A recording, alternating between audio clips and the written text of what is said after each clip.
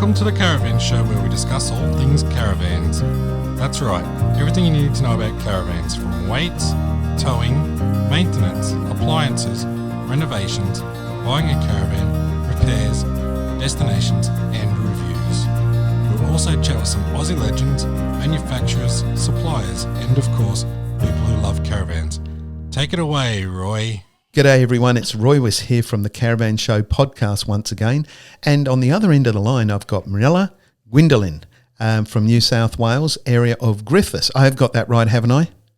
You have, Roy. It took a bit of practice for me, I must admit. So tell me, Mirella, what role do you play there in Griffith? So Roy, I'm the tourism manager here, based at the Visitor Information Centre. I've been here for, this is going to show my age, been here for 17 years, but I haven't always been in this role. I've had numerous roles, starting on front of house at the, on the counter, and worked my way into the events team, and then managed the visitor centre, and the last couple of years I was appointed to tourism manager. So being born and bred in Griffith, left for a while, went to study and got into travel and tourism in different ways, and then came back to Griffith, and instead of sending people away, I'm now trying to get people here. So good on you. Yeah. So does that mean visitors coming to the visitor centre will actually be interacting with your people, your staff? Definitely, yes. That's a huge part of what we do here, and and we take great pride in our engagement with our visitors. It's one thing that, and we are very fortunate that we are run.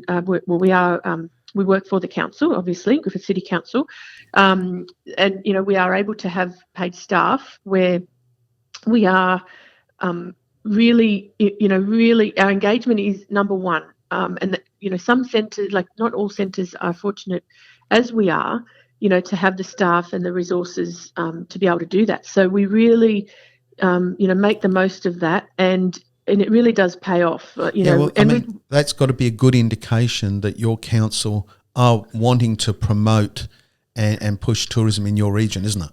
That's right. That is exactly right. So we're very fortunate in that way. And we still have volunteers as well. We have volunteer tour guides that take, at certain times of the year, where we utilise our volunteers, who are also a wealth of information. A lot of them, they all have their own little niche area where they specialise in. And, so it's, we have a great team, and we're really proud to be selling our town. We are all locals. That local knowledge, you can't replace that. People knowing, what's actually going on within their own town is incredibly important. I wouldn't have normally considered Griffith as an area for tourism. It sort of, I don't know. It's not an area that I've previously thought about, but clearly there's a lot, and I'll get you to tell us some about that. But as a destination for caravanners, is there caravan parks within your region? Oh, there certainly is. We love caravanners. We're on the Kidman Way, so that's our biggest sort of route that brings in our caravanners that come from north to south, south to north, up and down the Kidman Way from Jerilderie right up to Barringan. So we have two parks, the Griffith Caravan Village, the Tourist Caravan Park. They're our two major touristy type parks. And then we also have the Showground Caravan Park, and then we have the Willows and Lake Wyangan, which are our free camp areas. Yes, I was going to ask you if you have free camping. What about farm stays? Yes, we have farm stays as well. We have the closest one here in the Griffith, sort of to the city, it would be Ingleton Park, which is out towards Leeton. And then you have Carinya Station, which is at Carrathul. It's about an hour from Griffith, but it's a lovely farm stay, very acreage, and a bit of so much to actually, it's an experience in itself as well.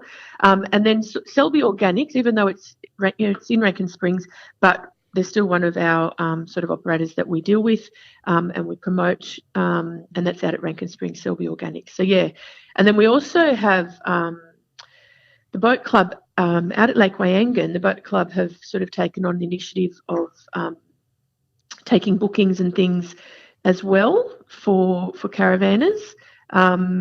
And obviously Kokopara National Park, that's our closest national park, so that's really popular as well. As is, we're also very close to the rivers, so even though we don't sit on a river ourselves, we're very close to the Murrumbidgee, which is down at Darlington Point, and then the Lachlan, sort of heading towards Hillston, and the Darling River, sort of going towards Mildura. That's not too far either. So, yeah, it sort of covers all. We are in the middle of, some people would say, we are in the middle of nowhere. So it is hard for us to get once we get the people here, especially the caravanners, once they're here, they love it. And they end up coming back, and I think they love it's not hectic. And, our main street, if you were to drive down, into Griffith on a Friday in particular, on a Friday morning, and you see the amount of cars in our main street, you'd think that there was something going on, an event of some sort. But it's just that's the buzz in our main street is really, it's quite a lovely buzz as you come into Griffith along Banner Avenue. It's a long strip,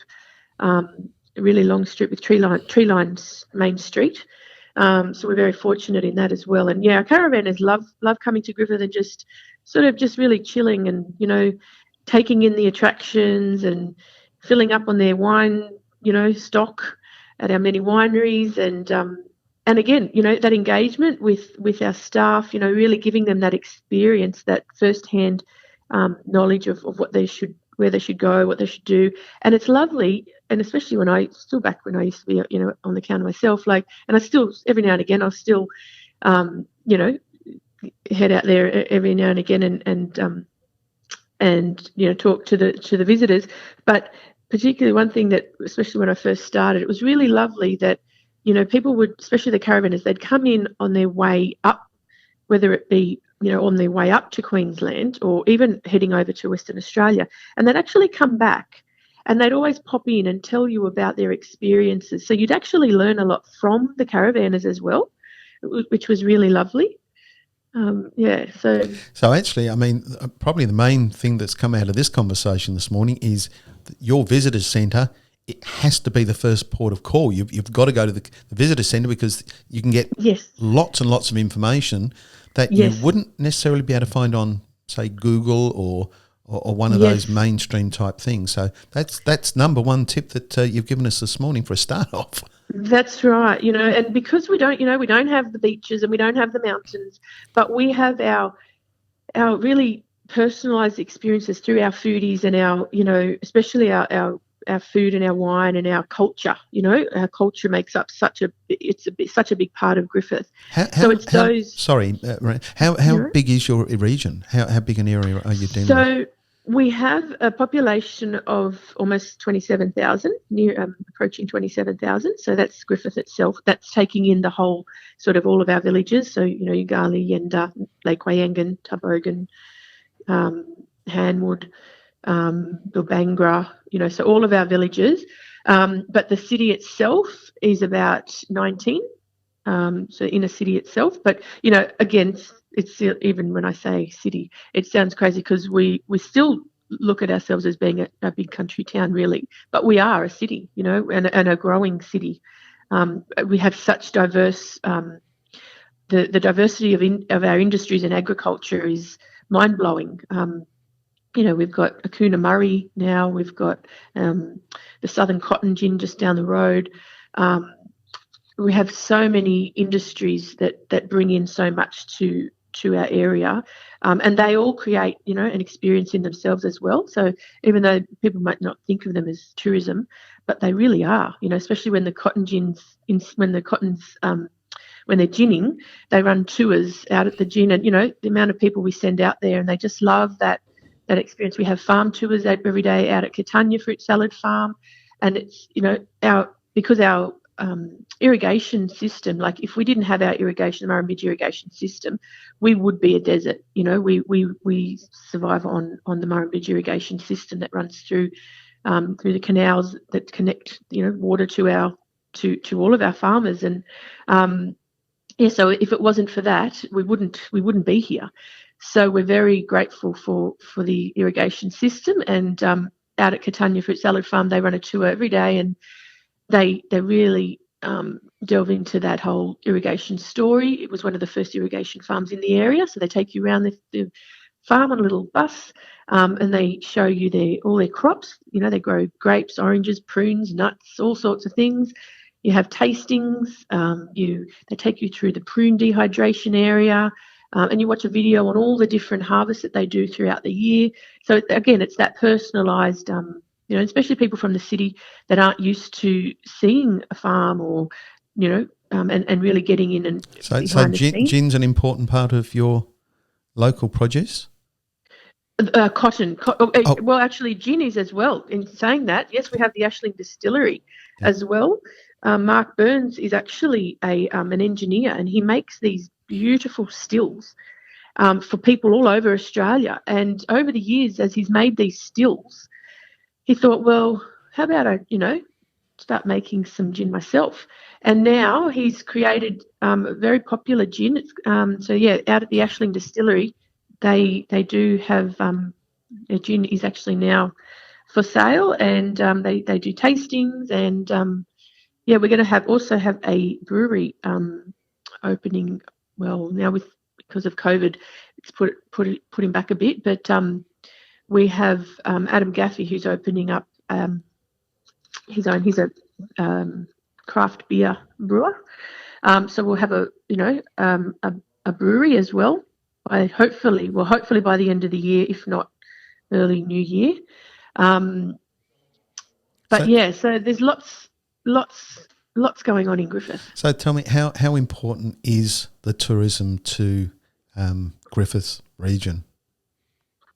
Oh, look, tourism, it's such an economic driver. Even we've actually just done our autumn report, which is due to send out to all of our operators this afternoon.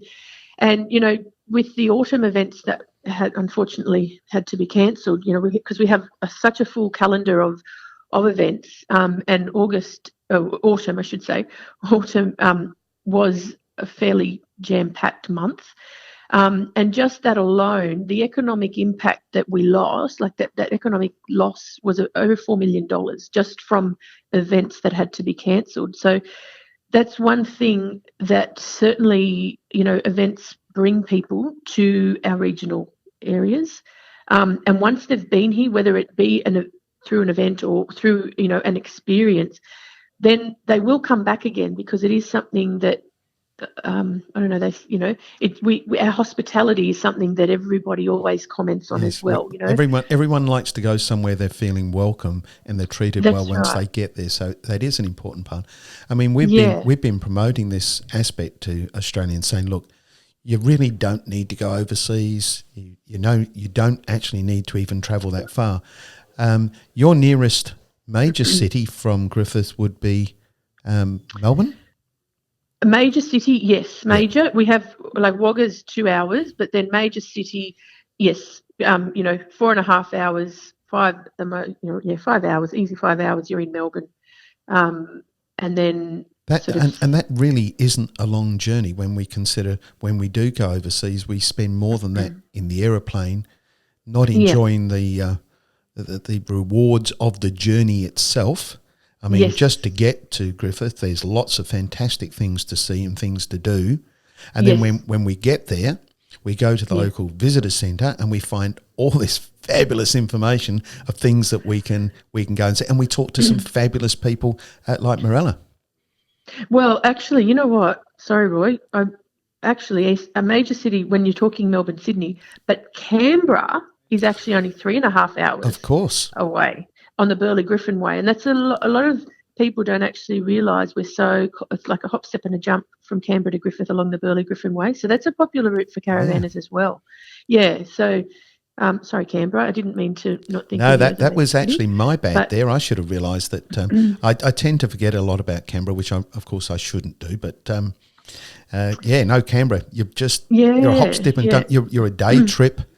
Having said that, but they're not going to do a day trip. I was going to say they're not going to do a day trip, are they? Because at the end of the day, once they get there and they find that there's all these fabulous things to do, who needs to travel any further? And that's right. And our staff over the years, and we've done it for many, many years. Like I said, I've been here for 17 years, and it was done before I got here.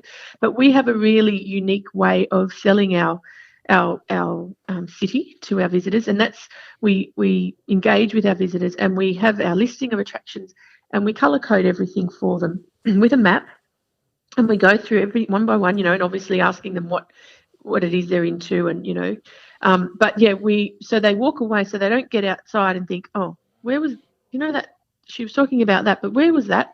So they have everything really well planned for them. Sort of, it's almost like planning their own little itinerary for the day or 2 days, or And honestly, once they get in here and they talk to our staff, they really do. If they're planning on staying the night, they'll actually end up staying 2 or 3 nights because there is so much to do, and it's at a really nice, easy pace. And yeah, they just it's lovely. I asked someone recently whether or not theirs was a good place to go ballooning, and they're actually on the west coast, so only if you want to be drifted out into the ocean. But you'd have to have ballooning in Griffith, surely. Ballooning. Or ballooning? Yeah, hot air ballooning. Oh, yes, hot air ballooning. Yes, yeah. Sorry. Yes. Actually, we had some here on the weekend, and yes, we have had them. We like to sometimes during our event weekends, over Easter. That's a busy time for us, Griffith Easter Party. We've had them here in the past at Easter time. Spring is also a really popular time for us with Spring Fest. We have our citrus sculptures in our open gardens, and we have the Paella Street Party type. It's a lovely big celebration of launching our citrus sculptures. And yeah, we actually would love to get some. Sorry, what's a citrus sculpture? Well, have you not heard about our citrus sculptures? No. Our citrus, well, they're very unique. They are unique to Australia. So they're made with over 100,000 oranges and rubber bands, and they are 3-dimensional sculptures made of oranges and some grapefruit, but mainly oranges. So we have, and unfortunately, so it happens every October. It's always the weekend after the long weekend. They go up, and they're up for 2 weeks.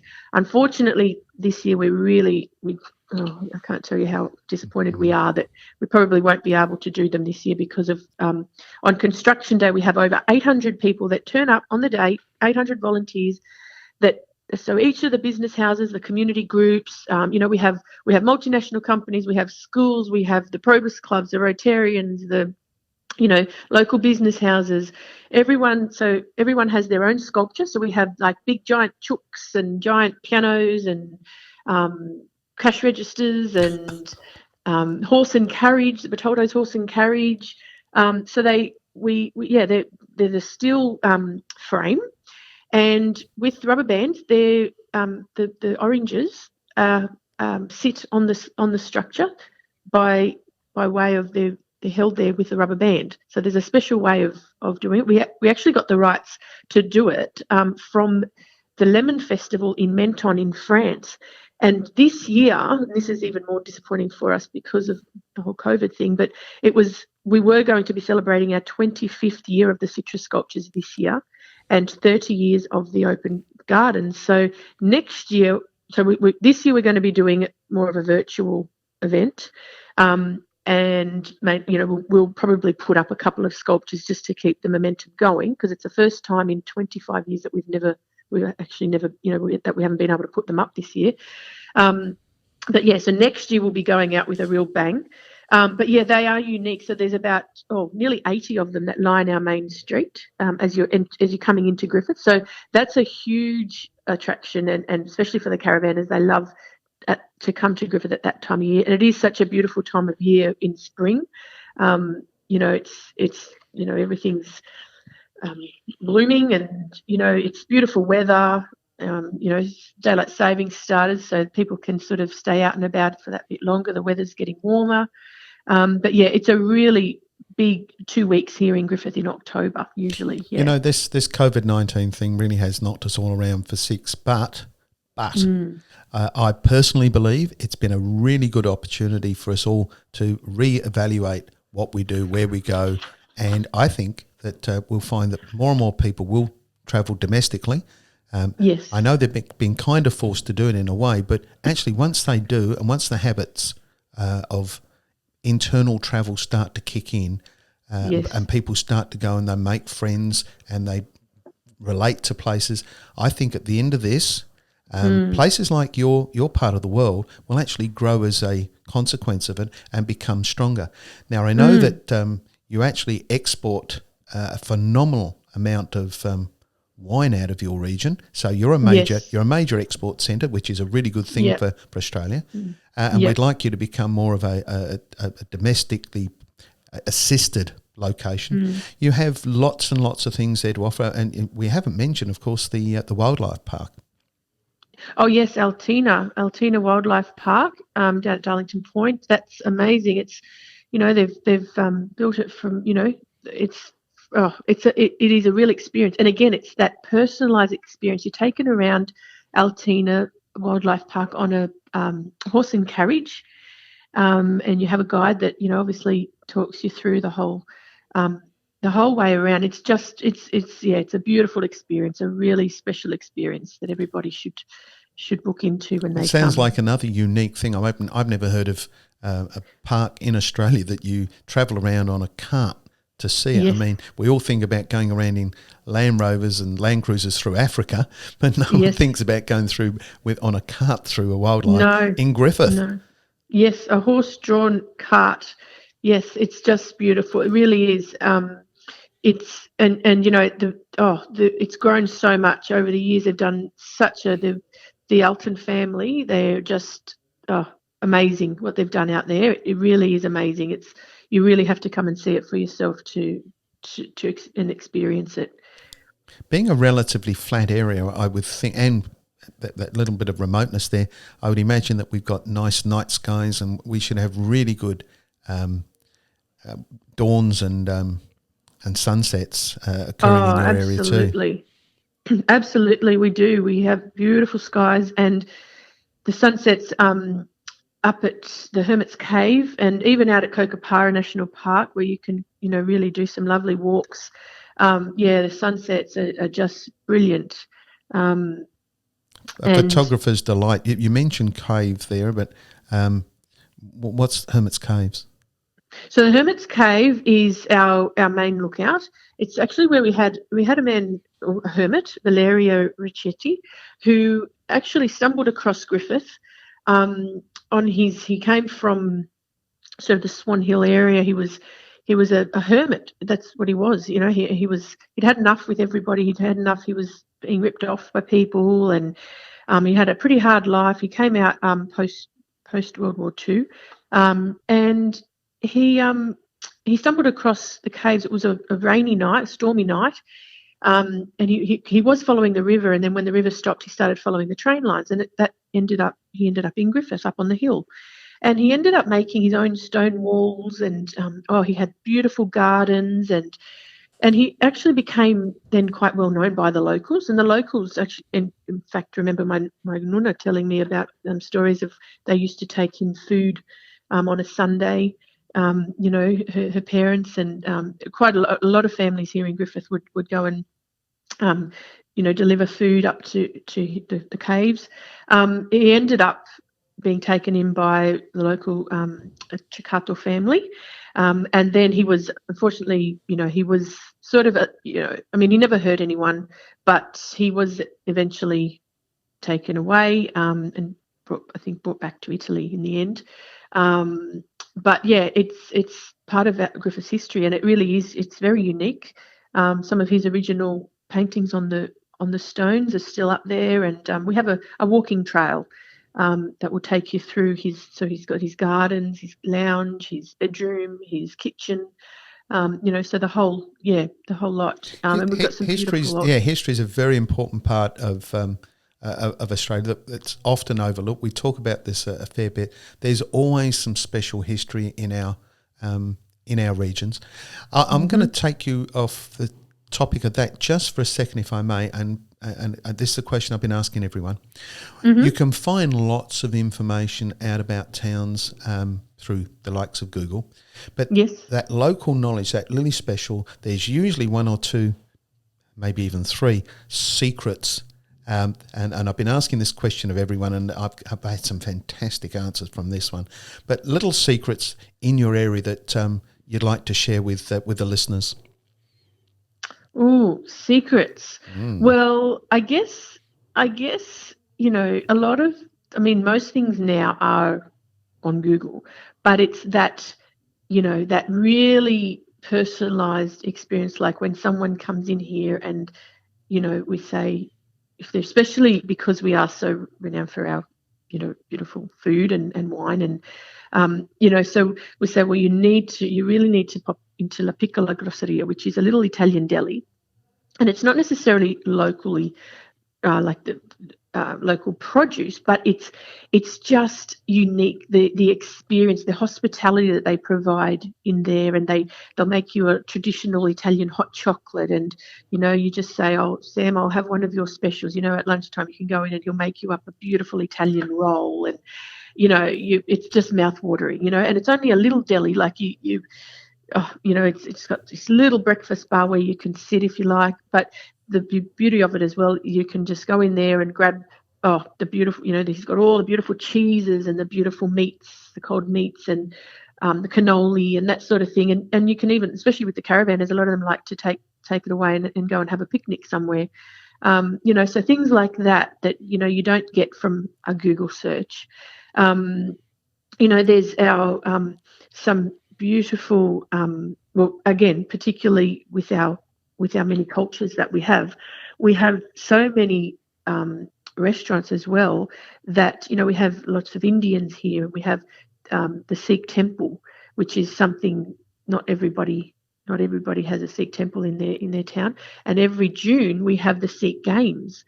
And again, people don't realise, even if they were to Google it, there's the Sikh Games. What is that? It happens on the June long weekend. Obviously, didn't happen this year, but there's about 15,000 Sikhs that come to Griffith on that June long weekend, and they do the kabaddi and the tug of war, and the ladies in their traditional saris, playing. They do the oh goodness, I've just had a mental blank. No.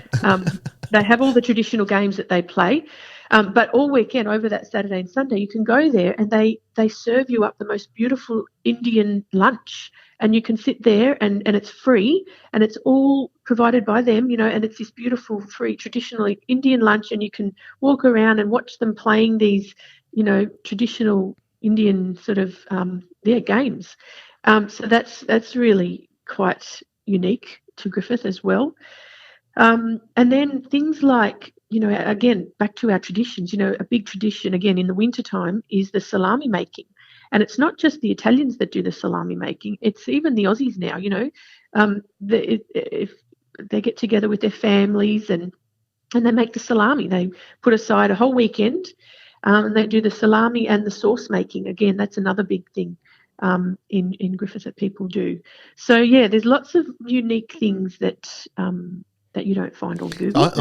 I tell you what I am hearing in this today, of course, is that there's obviously an extremely large Italian influence and history that goes into the Griffith region. I'm guessing it's played the Italian culture and traditions and so forth have played a fairly significant role in the development of the area and things that are happening there.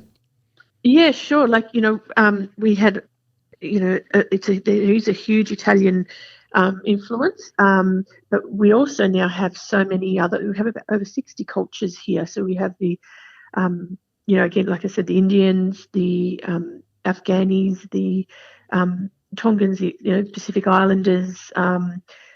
We have such a multicultural city, and we have a multicultural festival in October. But yes, the Italian history, we also, in different times of the year, each of the Italian the regions that people were from, they have their own little luncheons as well. So there's the Vicentini luncheon, which usually happens in autumn, which is the where they do the chestnuts and the brûlée, which is the mulled wine. Then there's the Trevisani luncheon where they do the musette, which is like a thick boiled salami. But in August we have what's called we call the weekend a taste of Italy Griffith, and it makes up the Griffith Italian Festival takes place on the Saturday, and the Salami Festival takes place on the Sunday, as well as all the other offerings that we have through our wineries and our foodies. And, the whole weekend, Friday, Saturday, Sunday, is just jam-packed full of everything Italian. There's quite a bit to celebrate in August. Is there still an Indigenous element in the Griffith region? I'm not sure I've ever heard anything about Aboriginal culture in your area. Yes, we do. Yeah, we certainly do. We are. So we have the Wiradjuri tribe. A lot of the history is all back to the Wiradjuri people. And actually, you'll see some lovely. We have Banner Lane Festival, which usually takes place in May. We have some beautiful street, art, and one of our local Wiradjuri artists actually has done a beautiful big wall.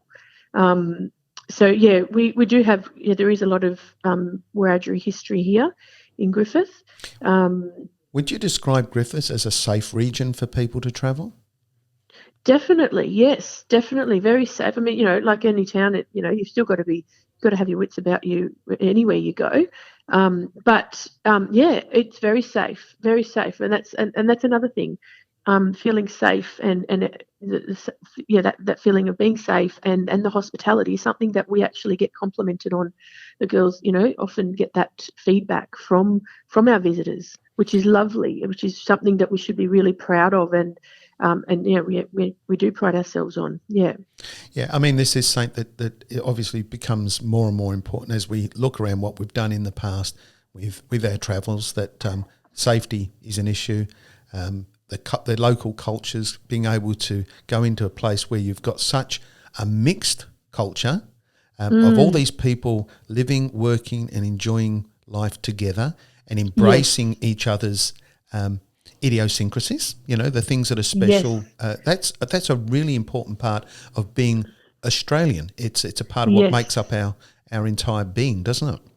Oh, it certainly does. And, that is one thing about when we put our citrus sculptures up, that is one thing, and I get really I get goosebumps every time I think about it. When we construct our citrus sculptures in October, we're out there at 6 o'clock in the morning on a Sunday morning, and we've got, again, we've got the Fijian group, we've got the business houses, we have little young school groups, the older generation of the Rotarians and the Probus clubs and things, all coming together and helping one another. It's probably one of our most, such a huge community day, where we've got everyone's out there to create these amazing works of art to bring people to our city, and they're all working together. So when someone finishes on their sculpture, they'll go and help the next person and the next person, and it's beautiful. Especially the Fijians, they'll be singing their traditional Fijian, their song, and it's such a beautiful coming together of the whole community. And that day specifically really does represent that in such a beautiful way. Yeah. Yes, it's one of the reasons that Australians have gone overseas is to experience other cultures, but in fact they don't need to. We've got all these cultures here, so you don't need to do that. You don't need to travel to places that don't necessarily understand your language or eat the same food. Everything's here. We don't need to go too far. In fact, as we've established, we only need to be a few hours out of Canberra or a few hours out of Melbourne. And then we've got this wonderful little place called Griffith that people should be going and enjoying. That's exactly right. Exactly. You've said it perfectly. Yep. And especially at the moment with an increasing awareness and demand for local produce, especially during COVID, Griffith region is certainly well positioned and ready to welcome the visitors and and like you said, we are excited about the forecasted growth in domestic travel, especially to these regional areas such as ours, because and like you said, they usually travel overseas to try these different cultures and the different foods and but with the diversity of our culture living here, our food, our wine, our irrigation story, unique events such as, there's, like I said, the Sikh Games, the Salami Festival, the citrus sculptures, they all make Griffith a unique regional destination. And a lot of our foodie experiences stem from these, these industries and agricultural industries, that we have right here. Mirella, you've been fantastic. Look, thank you so much for sharing all this with our listeners today. And you've heard it from Mirella. I mean, guys, get out there. Let's go and visit Griffiths. Let's go and say good day. Let's go and enjoy some of these things. And I think oranges sound like they'd be quite cheap sometimes of the year. So you can have an orange a day while you're there. Yes. Guys, look, the navels will start coming out soon. Yeah, there's just so much to offer, isn't there, really? And there is. As I say, you're 5 minutes away from anything. So, guys, let's go out there and visit Griffiths. And yes, visit Mirella, Griffith. Yeah, that's it. And actually, not just visit, stay for a while. There's so much to see there. I don't think you're going to see it in one day.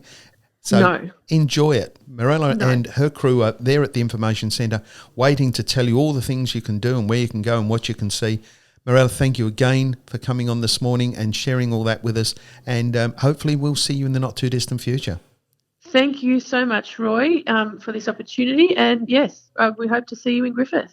Good on you. Thank you. Thank you.